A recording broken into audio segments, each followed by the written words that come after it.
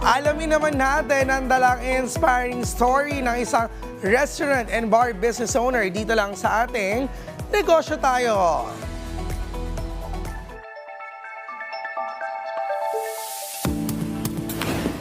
Iba talaga ang naggagawang epekto sa kabuhayan at ekonomiya kapag ang mga negosyo ay pinipiling makipagtulungan sa mga lokal na magsasaka. Kagaya na lamang ng isang restaurant and bar business na aming binisita. Dahil dyan ay sabay-sabay nating alamin ang kanilang sekreto sa successful na negosyo.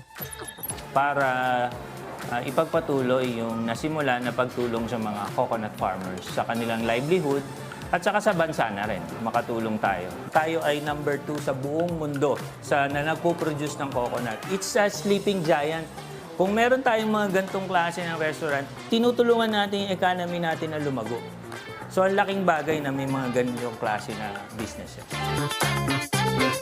Kakaiba ang kanilang mga pagkaing inihahain dahil halos lahat ng nasa menu nila ay may sangkap o touch ng coconut. O diba? Why not? Patok na patok dito sa restaurant natin yung pansit buko, coco okoy. Tapos pag pamilya naman sila, meron tayong mga tinatawag na tanghap. Ito yung pork sinigang sa buko.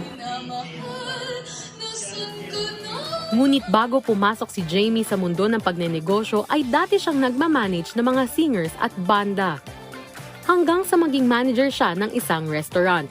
At magdesisyong magtayo ng negosyo sa tulong na rin ng kanyang mga kaibigan.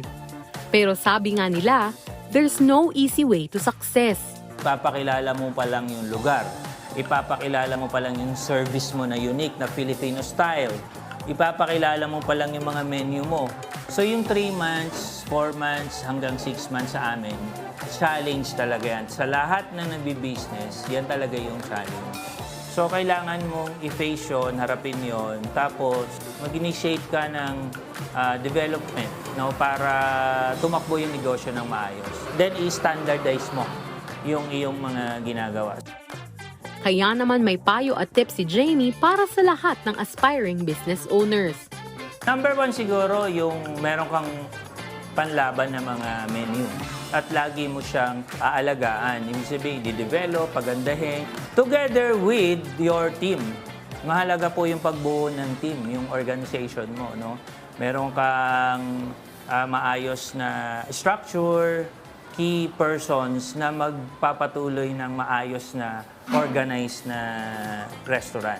Ang nuts and bolts naman talaga ng is yung menu mo, tas yung food costing, na ang gagawa yung team.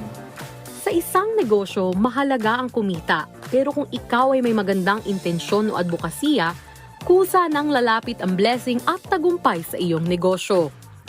Mga kanegosyo, panibagong business tips at business story naman ang itatampok namin next time.